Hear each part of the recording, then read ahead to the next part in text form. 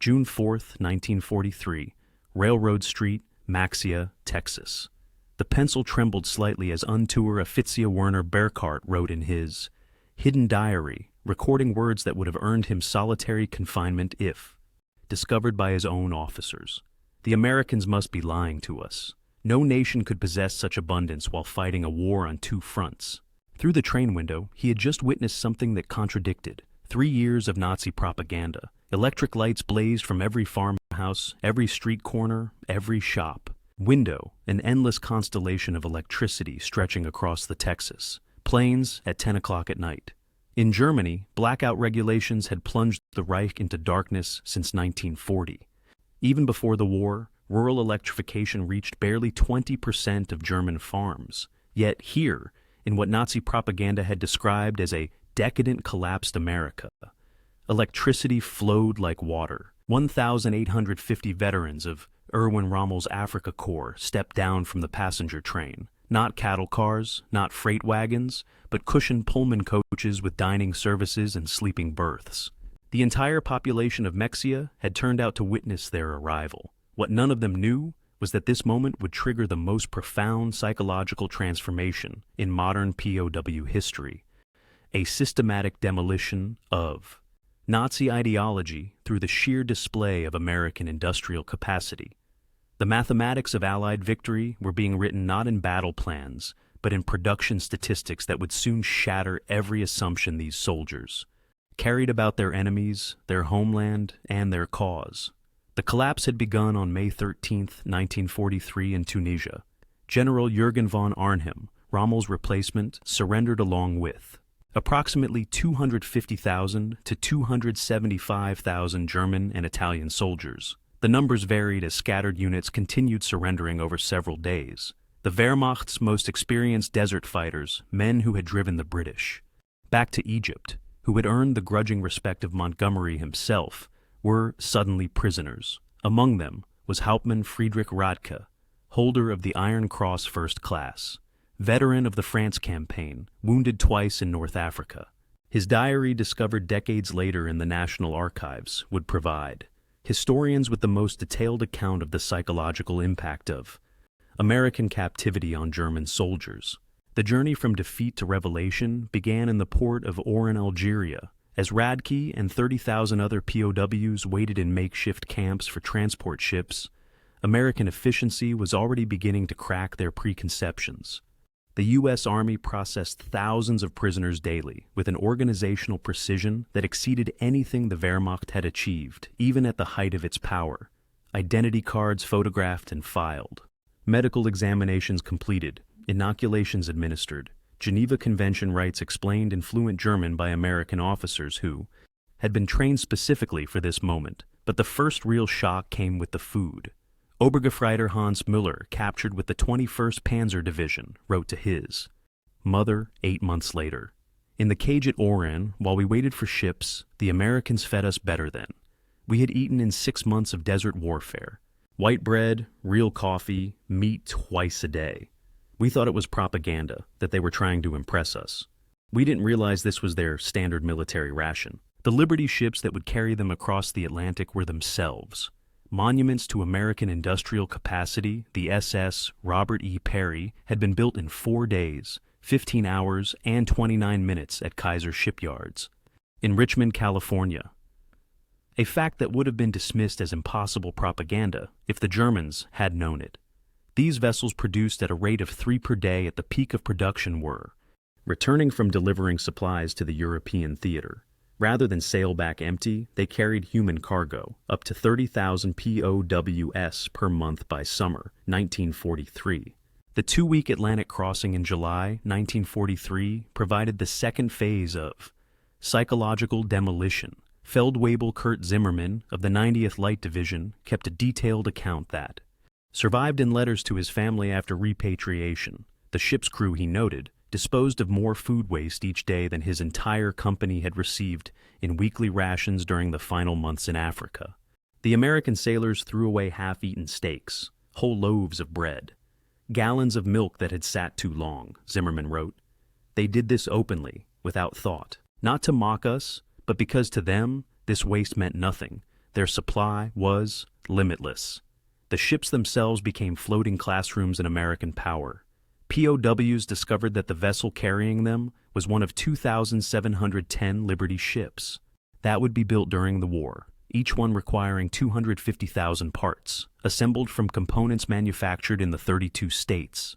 The engines, they learned from talkative American guards, were built in 3 separate factories, each producing 900 horsepower cylinders that were then assembled in ports that had barely existed 2 years earlier. Lieutenant Colonel Wilhelm von Steuben, whose aristocratic Prussian family had served in every German war since Frederick the Great, would later write in his memoirs, "As our ship approached the American coast, I watched the radar antenna rotating. Above the bridge, this technology, which we believed only we and perhaps the British possessed in limited quantities, was standard equipment on a cargo vessel. It was then I first suspected that Germany had already lost the war." August 2nd, 1943, Norfolk Naval Base, Virginia. The first sight of America shattered. The last remnants of Nazi propaganda about American industrial weakness. The Norfolk base sprawled across 4,300 acres, its docks stretching for miles, its cranes loading and unloading dozens of ships simultaneously. In a single day, this one port handled more tonnage than the entire German port of Hamburg managed in a week. Gaffreiter Johann Weber, a factory worker from the Ruhr before his conscription, counted 47 cargo ships in various stages of loading or unloading. Each crane, he noted in his secret diary, lifted loads that would have required a dozen men and horses in Germany. They moved with electric power, smoothly, continuously, without the coal smoke. That choked our industrial cities. The prisoners were formed into columns for the march to the waiting trains. Along the route, they passed parking lots filled with civilian automobiles, hundreds of them, belonging to dock workers. In Germany, private automobile ownership remained a privilege of the wealthy and the party elite. The Volkswagen promise to the German people since 1934 remained a propaganda dream with fewer than 1,000 ever delivered to civilians. Here, ordinary laborers drove to work in their own cars, but nothing prepared them for the workers, not the 40 and 8 wagons, 40 men or 8 horses that had carried German troops across Europe, but full passenger coaches, Pullman cars with padded seats that converted to sleeping berths, dining cars with white tablecloths and silver cutlery, observation cars with panoramic windows, Hauptmann Radkar wrote.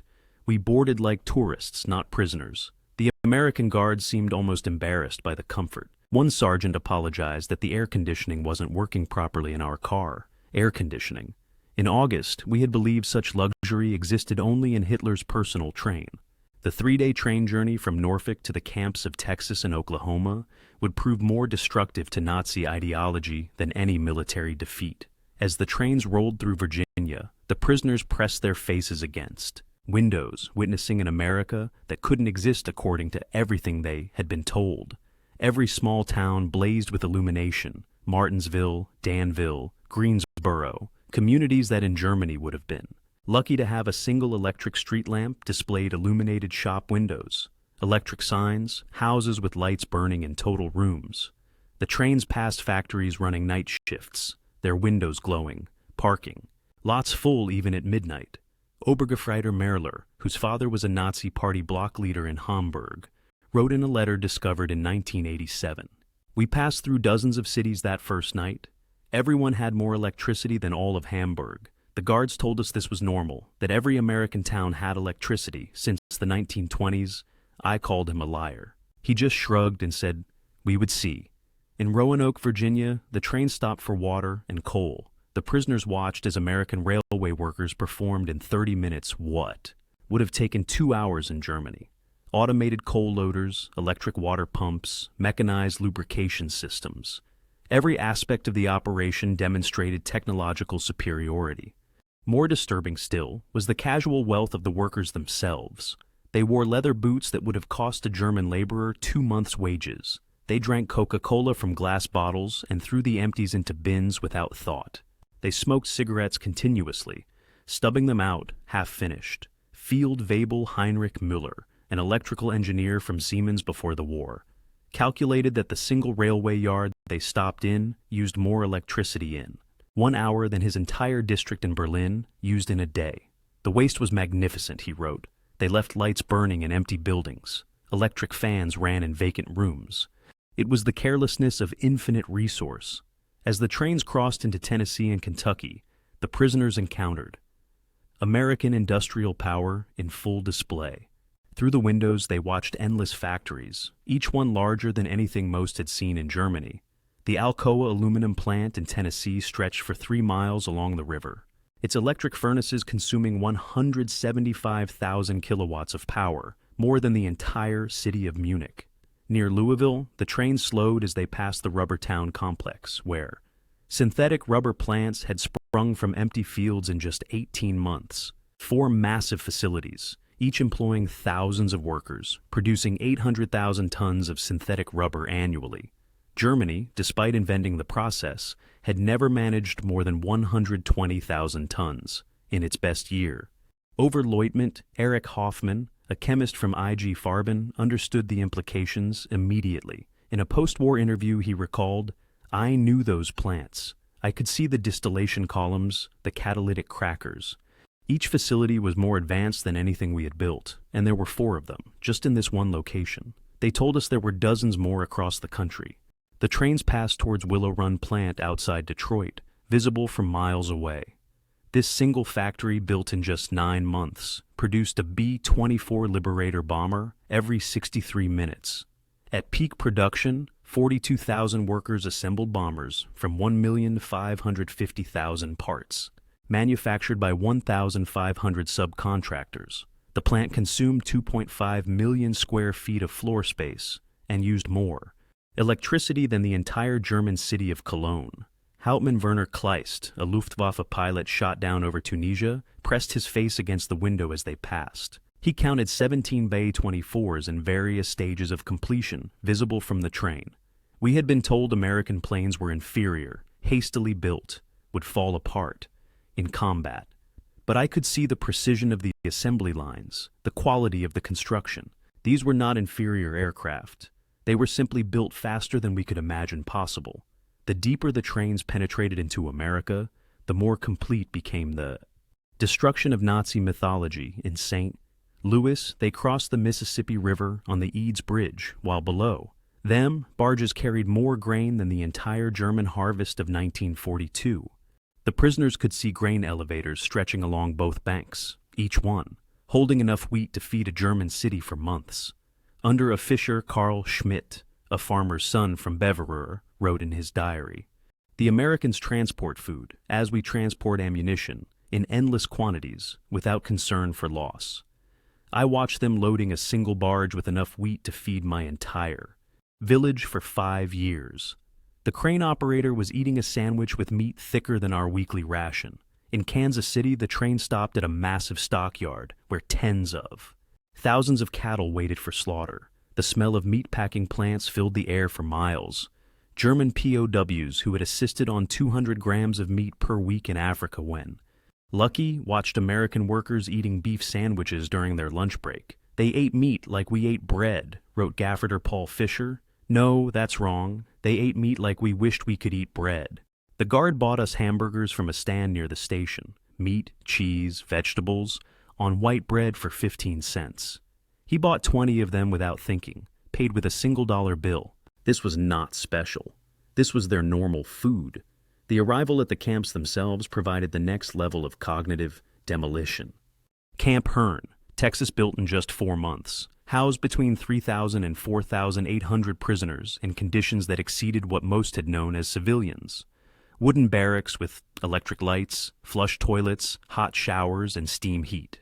Each building constructed with more lumber than entire German villages possessed. The camp hospital astounded the medical personnel among the prisoners. Oberarzt, Lieutenant Colonel, Dr. Friedrich Bauer, chief surgeon of the 164th Light Division, found himself in a facility better equipped than most German civilian hospitals. X-ray machines, surgical equipment, pharmaceutical supplies that had been unavailable in Germany since 1941, all standard provision for enemy prisoners. They had penicillin, Dr. Bauer would later testify, this miracle drug that we had only heard rumors about. They used it freely, even on prisoners with minor infections. German soldiers were dying for one of basic sulfur drugs, and the Americans were, giving us their most advanced medicine without hesitation. The camp kitchen became another classroom in American prosperity. Prisoners are signed to cooking duties, discovered walk-in refrigerators, electric mixes, automated dishwashers, and gas ranges that could prepare meals for 5,000 men. The daily ration included fresh milk, eggs, meat, vegetables, and white bread, quantities that German civilians hadn't seen since 1939. Feldwebel Otto Krebs, a former hotel chef from Munich, wrote, "Today we threw away more food than my family has seen in 3 years. Not spoiled food, simply excess. The American regulations require we prepare 10% more than needed to ensure every prisoner receives full rations. The surplus is discarded." I wept as I threw perfectly good bread into the garbage. By September 1943, the labor shortage in American agriculture led to the employment of POWs in fields and factories across the country. This decision, driven by necessity, would prove more destructive to Nazi ideology than any propaganda program could have achieved. Groups of prisoners were trucked daily to work sites, traveling through the American heartland without blindfolds or restricted routes. They saw everything: the endless fields of corn and wheat, the factories running, 3 shifts, the shops full of goods, the parking lots full of cars, the houses with refrigerators and radios. At a cotton gin outside Houston, winner of Fisher Herbert Lang watched a single machine process more cotton in 1 hour than his entire village could have. Handled in a month using traditional methods. The gin was powered by electricity from the Colorado River Authority, part of a rural electrification program that had brought power to 90% of Texas farms by 1943.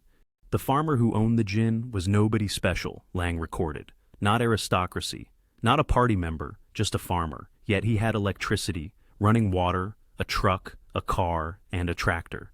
His workers, including the Negroes, ate lunch from boxes containing more food than German workers received in a week, and this was normal. Every farm we passed was the same. In Nebraska, prisoners worked in sugar beet fields, witnessing agricultural mechanization that defied comprehension. A single combine harvester, they learned, could do the work of 100 men. The fields stretched to the horizon, each one larger than entire German counties. The farmers spoke casually of yields that would have been fantasy in Germany, 60 bushels of wheat per acre compared to Germany's 30 on the best land. Gottfrieder Wilhelm Hoffmann, working on a farm outside Scottsbluff, wrote, "The farmer's son, a boy of 16, drove a tractor worth than everything my father had earned in his lifetime. When I mentioned this, the boy laughed and said it wasn't even a particularly good tractor. His father was waiting for a new model from John Deere that would be even better." The most devastating revelations came to those prisoners who worked near or in American factories. While Geneva Convention rules prohibited direct war production work, POWs could work in industries that freed American workers for military production. This technicality allowed thousands of German prisoners to witness American industrial capacity firsthand. At a Campbell's soup factory in New Jersey, prisoners watched production lines that processed more tomatoes in a single day than most German factories handled in a month. The facility operated with a skeleton crew of women and elderly men, as most. Young workers were in the military, yet production exceeded peacetime levels. Stabs felt Wiebel Ernst Wagner, who had worked in a German food processing plant. Before the war, documented the experience. Everything was automated. Electric conveyor belts, automatic filling machines, steam cookers that processed hundreds of cans simultaneously. One elderly woman monitored controls that managed what would have required 50 workers in Germany. She did this while listening to a radio and drinking coffee. Near Detroit, prisoners unloading coal at a power plant gained glimpses of the automotive industry's conversion to war production. The River Rouge complex, visible across the water, employed 100,000 workers, producing jeeps, aircraft engines, and tanks. The plant consumed 5 million kilowatts of electricity daily, more than the entire city of Hamburg. We could see the parking lots, wrote Obergefreiter Franz Kellner. Thousands of cars belonging to workers. Workers, in Germany, even our officers, rarely owned cars. Here, factory workers drove to work. The guard told us many workers owned 2 cars, one for work, one for family use. We thought he was mocking us. By winter 1943, the cumulative impact of these observations was producing what American intelligence officers called ideological collapse syndrome among the prisoners. The Special Projects Division, the secret re-education program run by the Provost, Marshal General's Office, documented increasing numbers of prisoners requesting access to American newspapers, books, and educational materials. Major Paul Newland, a member of the monitoring team, reported in December 1943, "The prisoners no longer argue when shown production statistics. They have seen too much. The most fanatical Nazis have become quiet. They still maintain loyalty to Germany, but no longer speak of victory. Many openly questioned what they were told about America."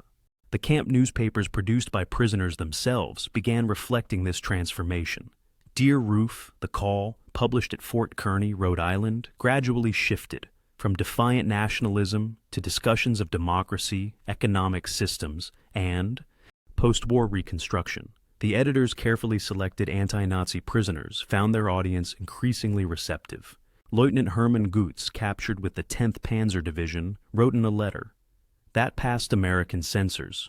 We were told America was a mongrel nation, weak, divided, controlled by Jews, incapable of military prowess. Every day I am here, I see the opposite.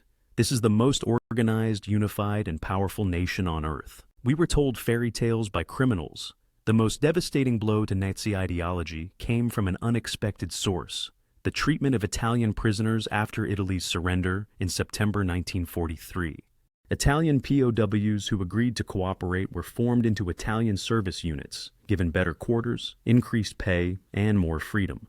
German prisoners watched their former allies working alongside Americans, eating in American restaurants, some even dating American women. Hauptmann Friedrich Schultz wrote, "The Italians betrayed us, yet they are treated better than we treated them as allies. They work freely, earn money, send packages home. The Americans show them no hatred. This democracy we were taught to despise appears more honorable than our own system." Christmas 1943 provided the most profound psychological impact. American organizations, churches, and civic groups sent 500,000 Christmas packages to German POWs, enemies who had been trying to kill American soldiers months earlier. Each package contained cigarettes, candy, toiletries, and games. Local communities invited prisoners to Christmas dinners, though regulations prevented most from accepting. At Camp Hearn, Texas, the local Methodist Church choir performed Christmas carols, in German, for the prisoners. Women from Hearn sent in homemade cookies and cakes. The Boy Scouts delivered handmade Christmas cards. This kindness toward enemies shattered the final remnants of Nazi racial theory. Oberleutnant Walter Müller, whose brother had died in the bombing of Hamburg, wrote, "They know we are their enemies. Many have sons and husbands fighting against our armies. Yet they show us Christian charity, not propaganda, but genuine kindness. What kind of people treat enemies this way? Only those absolutely certain of victory and secure in their power." The Christmas feast itself defied comprehension. Turkey, ham, mashed potatoes, gravy, vegetables, pies, ice cream, quantities of food that Germany hadn't seen since before the First World War. The prisoners ate until they were sick, unable to comprehend such resources, being lavished on enemies. "We ate like kings," wrote Feldwebel Hans Richter, "better than German generals. Eat, better than party leaders, and this was not special. The guards told us this was a normal American Christmas dinner, that every American family was eating the same meal. If they can feed prisoners this way, what must their own soldiers eat?" By early 1944, over 40,000 German prisoners were enrolled in educational programs. They studied English, American history, mathematics, and sciences. The University of Chicago provided correspondence courses. Stanford University sent professors to lecture on democracy and economics. The thirst for knowledge was insatiable. Prisoners who had been told Americans were culturalist barbarians discovered libraries with millions of books, universities that welcomed all social classes, scientific research that led the world. They read American newspapers freely, comparing multiple viewpoints, something impossible in Nazi Germany, Helpman Dr. Wilhelm von Braun, a physicist conscripted from the Kaiser Wilhelm Institute, attended lectures on atomic physics at Camp Shelby. He later wrote, American professors, including Jewish refugees from Germany, taught us without hatred. They spoke of science as universal, belonging to all humanity. They were years ahead of German research, and they shared knowledge with enemies. This generosity of spirit was incomprehensible to minds shaped by Nazi ideology. The camp theaters showed American films, not propaganda, but regular Hollywood productions. Prisoners watched Gone with the Wind, seeing a depiction of American defeat and recovery that resonated with their own situation. They saw The Grapes of Wrath, amazed that Americans would show such self-criticism to enemies. They hide nothing, wrote Loymain Joseph Kramer. They show their problems, their failures, their conflicts. Yet this honesty makes them stronger, not weaker. In Germany, such criticism would mean death. Here it is considered patriotic. Spring 1944 brought expanded prisoner labor programs as American production reached its peak. German POWs worked in canneries, mills, and fabrication plants, witnessing the full might of American industrial capacity. The numbers told a story that no propaganda could counter. At the Higgins Boat Factory in New Orleans, prisoners unloaded steel that would become landing craft for D-Day. They watched as workers assembled 700 boats per month, each one requiring 20,000 parts. The factory employed 20,000 workers, including thousands of women who operated. Cranes welded holes and managed production lines. Stabs felt Weeble, Kurt Zimmerman wrote. Women doing men's work, Negroes operating complex machinery, teenagers running. Drilling equipment, everything we were told was impossible in a democracy. Yet, production never stopped. 3 shifts, 24 hours, 7 days a week. They produced more boats in a month than our entire Navy built in a year. At Republic Steel in Ohio, prisoners witnessed the production of 10,000 tons of steel daily. The blast furnaces ran continuously, fed by endless trains of iron ore from Minnesota and coal from Pennsylvania. The scale defied German comprehension.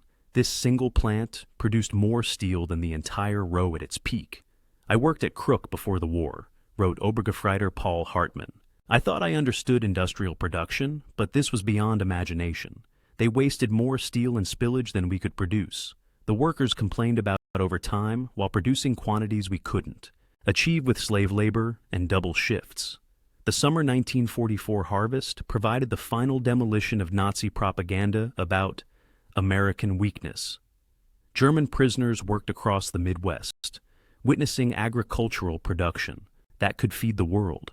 In Kansas, they watched wheat harvests where single farms produced more grain than entire German provinces. Combines moved across fields like ships across an ocean of gold, each one harvesting 100 acres per day. The grain elevators they filled could hold more wheat than Germany imported in an entire year. Unteroffizier Franz Weber, a farmer from East Prussia, wrote, "One American farmer with machinery does the work of 100 German farmers." They showed me aerial photographs of the wheat fields, thousands of square miles of grain. They could lose half their harvest and still have more than all of Europe combined. In California's Central Valley, prisoners picked fruit in orchards that stretch beyond the horizon. They watched as perfectly good fruit was discarded for minor blemishes, fruit that would have been treasured in Germany. Entire crops were sometimes plowed under to maintain prices, a concept that caused psychological breakdown among prisoners from hunger-ravaged Germany. They destroyed food to keep prices stable, wrote Gefreiter Otto Schultz. Mountains of oranges bulldozed into pits because they had too many. We begged to be allowed to send them to Germany, to our families. The guards were sympathetic, but explained it was impossible. The waste was strategic, proof of unlimited resources. June 6, 1944. When news of the Normandy invasion reached the camps, German prisoners experienced their final ideological collapse. The scale of the operation: 6,000 ships, 11,000 aircraft, 150,000 men in the first wave demonstrated American organizational capacity beyond Nazi Germany's wildest dreams. Prisoners at Camp Shelby watched newsreels of the invasion within days. They saw the endless streams of ships, the artificial harbors, the supply system that delivered 15,000 tons daily across open beaches. They watched their homeland being crushed by the very nation they had been told was too weak to fight. Oberst Friedrich von Steuben wrote, "We knew then that everything was lost, not just the war, but the entire Nazi project. We had challenged the world's greatest industrial power with fairy tales and racial mythology. We sent horses against their trucks, rifles against their automatic weapons, courage against their unlimited resources. Throughout their captivity, German prisoners experienced something that challenged Nazi ideology more than any material wealth: American humanity. Despite propaganda depicting Americans as weak and sentimental, POWs discovered a people secure enough in their strength to show mercy. When Gaffreiter Hans Miller's son died in the Hamburg bombing, the American camp commander personally delivered the Red Cross message and offered condolences. When Lieutenant Paul Fischer's wife wrote that she was struggling to feed their children, American church groups sent food packages to her in Germany. Enemy civilians in a nation? America was actively bombing. They separated the German people from the Nazi regime, wrote Hauptmann Otto Kleist. They said they were fighting Hitler, not Germans. This distinction, which seemed like propaganda, proved genuine. They prepared us to rebuild Germany after the war, not to destroy it. The medical treatment particularly affected prisoners. German doctors worked alongside American medical staff, learning new techniques, using advanced equipment. Prisoners received operations that would have been available only to the elite in Germany. Mental health treatment, virtually unknown in the Wehrmacht, was provided to traumatized soldiers. Dr. Friedrich Bauer wrote, "They treated attempted suicides with counseling, not punishment. Prisoners with mental breakdowns received therapy, not beatings. This humanity toward enemies revealed a strength we never understood, the confidence of true power." By March 1945, the secret re-education program had produced remarkable results. Over 25,000 prisoners had volunteered for democracy courses. The camp newspapers published articles about constitutional government, free markets, and civil rights. Discussion groups debated Germany's future after the war. The program's success exceeded all expectations. Prisoners who had arrived as fanatical Nazis were writing essays about democratic reconstruction. Officers who had sworn oaths to Hitler were planning how to implement American agricultural methods in post-war Germany. "We became missionaries for democracy," admitted Oberst Hermann Göring, relation to the Reichsmarshal, in a 1975 interview. "Not through coercion or propaganda, but through observation. We saw it work. We saw ordinary people living better than German aristocracy. We wanted that for Germany." The transformation was so complete that American authorities worried about prisoners being too enthusiastic about American ways. Some requested to stay in America after the war. Others married American women they met through prison correspondence programs. Thousands would eventually emigrate to America in the 1950s. April 1945 brought the final revelation. As American forces liberated concentration camps in Germany, the footage was shown to German POWs. Many refused to believe it initially, claiming it was propaganda, but the evidence was overwhelming. Testimony from American soldiers, photographs, news, reels, and eventually letters from Germany confirming the horror. The psychological impact was devastating. Men who had maintained some in German honor despite military defeat now faced the complete moral collapse of their nation. Everything they had fought for was not just defeated, but evil. Hauptmann Walter Schmidt wrote the most eloquent summary. "We thought we were warriors for a great cause. We discovered we were tools of criminals. We believed we were bringing civilization to inferior peoples. We found that we were the barbarians. The Americans we called weak and decadent showed us what civilization actually meant." As the war ended in May 1945, German POWs faced repatriation with mixed emotions. They had witnessed an America that contradicted everything they had believed. They had eaten better as prisoners than as soldiers. They had been treated with more dignity by enemies than by their own government. The last months of captivity was spent preparing for return to a destroyed Germany. American authorities provided vocational training, agricultural education, and political instruction. Prisoners learned about the Marshall Plan before it was announced, understanding that America would rebuild rather than punish Germany. "They prepared us to rebuild our country," wrote Oberst Friedrich von Steuben. "They gave us skills, knowledge, hope. They transformed defeated soldiers into future citizens." This generosity from victors was incomprehensible to minds shaped by Nazi vindictiveness. Between 1945 and 1946, 371,683 German POWs were repatriated from American camps. They returned to a Germany divided, destroyed, and destitute. But they brought with them something precious, knowledge of how a democratic industrial society functioned. The German POWs who experienced American prosperity became unwitting agents of transformation in post-war Germany. They had seen industrial efficiency, agricultural productivity, and democratic prosperity. They knew Reconstruction was possible because they had witnessed a society that had achieved it. Many former POWs rose to prominence in West Germany's Reconstruction.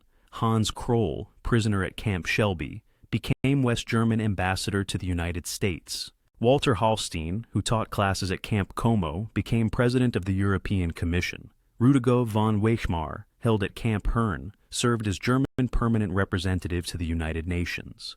Edward Ackerman, prisoner at Fort Robinson, became a leader in German agricultural reform. They brought American methods to German industry, American efficiency to German agriculture, and American democratic ideals to German politics. The economic miracle of the 1950s was built partly on knowledge gained in American prison camps. We learned that prosperity came from freedom, not conquest, Hans Kroll wrote in his memoirs. We saw that democracy created wealth, that diversity brought strength, that treating workers well increased production. These lessons learned as prisoners shaped the new Germany. Historians have called the German POW experience in America one of the most successful re-education programs in history. Without coercion, without propaganda in the traditional sense, American. Industrial might and democracy converted hardened Nazis into future democratic citizens. The program succeeded because it relied not on words but on observation. Prisoners saw American society functioning at peak efficiency while treating enemies with dignity. They witnessed industrial capacity that made German production look primitive. They experienced a standard of living that exposed Nazi promises as fantasies. Dr.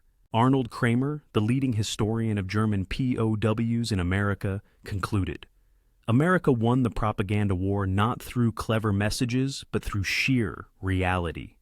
Every full meal, every electric light, every working toilet was an argument against Nazism. The POWs were converted by prosperity. The statistics support this assessment. Of the 371,683 German POWs held in America, fewer than 1% attempted escape, with only 2,222 total attempts recorded. Post-war surveys showed that 95% rated their treatment as good or excellent. Most remarkably, thousands maintained correspondence with American families 4 decades after the war. In 1985, on the 40th anniversary of the war's end, surviving German POWs held a reunion in Austin. Over 500 former prisoners returned to America, many bringing their families to show them where their transformation had begun. Former Obergefreiter Hans Wecker, who had been held at Fort Robinson, Nebraska, and later returned to become a physician in Georgetown, Maine, spoke at the reunion. Life in the camps was a vast improvement for many of us who had grown up in cold water flats in Germany.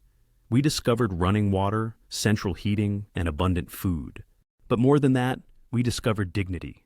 Former stabs filled Wiebel Kurt Meyer, who had worked on farms in Iowa, added, "The farmers treated us not as enemies, but as young men far from home. They shared their meals, their knowledge, sometimes their homes. This humanity from people whose sons were fighting against us, this changed us forever." At the 1985 reunion dinner, former Oberst Hermann Gutz, then 78 years old, delivered the keynote address that captured the essence of the transformation. We came to America as enemies, as Nazis, as believers in a lie.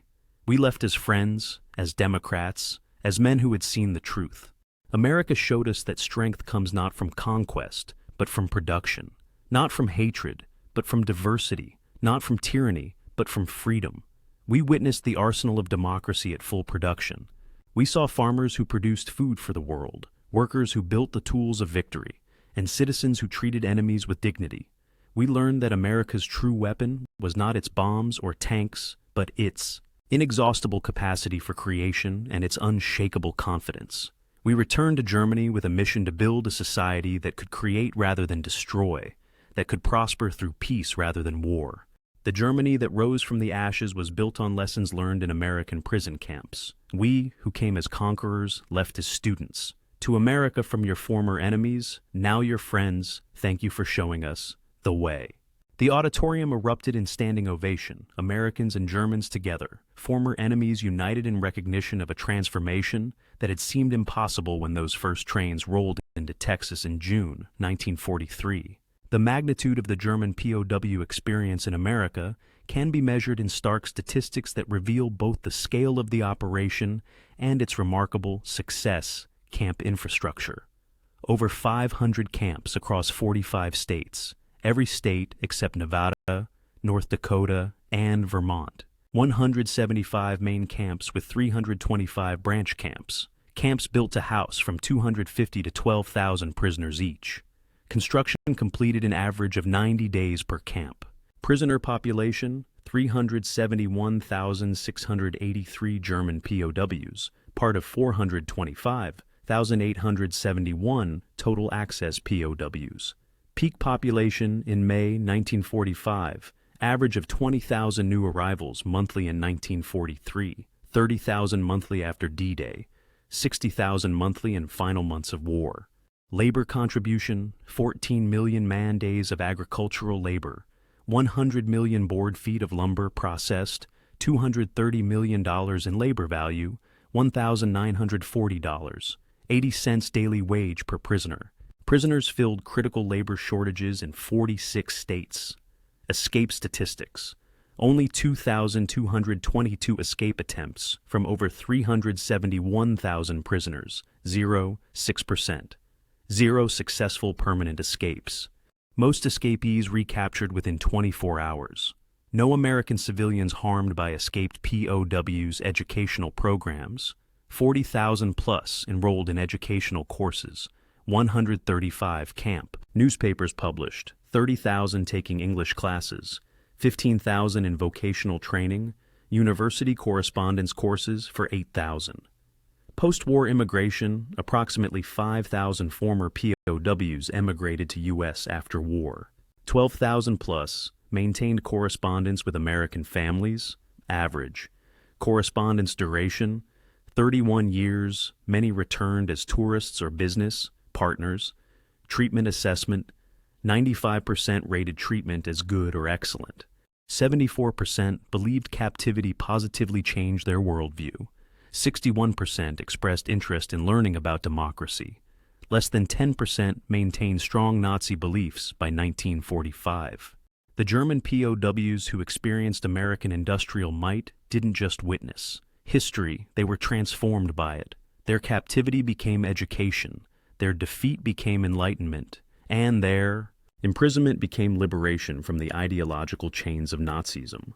In the end, America's greatest victory was not on the battlefield, but in the prison camps, where overwhelming evidence of democratic prosperity accomplished what armies could not: the complete transformation of enemy minds.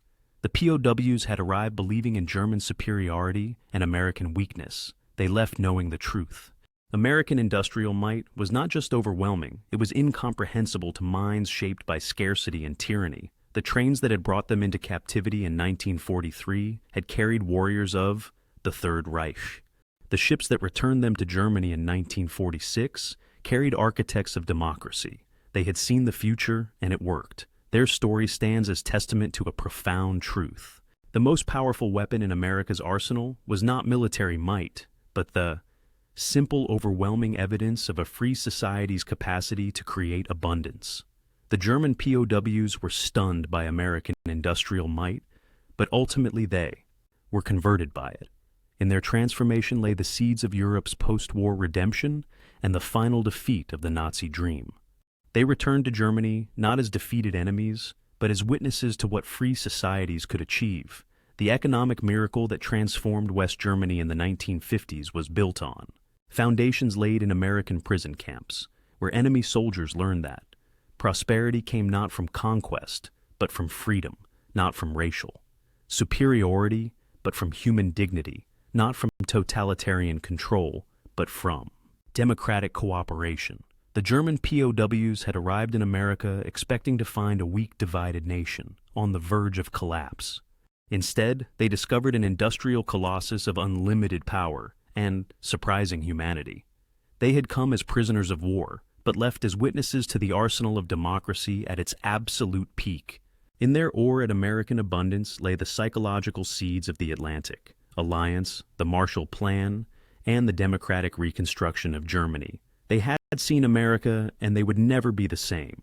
Their children would grow up in a democratic Germany allied with the United States, a partnership built on the transformation that began when 1850 Africa. Corps veterans stepped off a train in Mexia, Texas, and discovered that everything they believed was wrong. The story of German POWs in America is ultimately a story of redemption through revelation. It proves that sometimes the greatest victories are won not through destruction, but through demonstration, not through propaganda, but through prosperity, not through hatred, but through humanity. The German soldiers who witnessed American industrial might became the unwitting ambassadors of democracy, carrying back to their homeland the seeds of transformation that would bloom into one of history's most successful reconstructions. Their journey from Nazi warriors to democratic citizens remains one of the most remarkable transformations in modern history, accomplished not through force, but through the overwhelming evidence of what free people could achieve when they worked together. In the end, that was America's secret weapon, not just the ability to produce more tanks and planes than any nation in history, but the capacity to transform enemies into friends through the simple power of example. The German POWs were stunned by America's industrial might, but more importantly, they were changed by it. And in that change lay the foundation for a better world.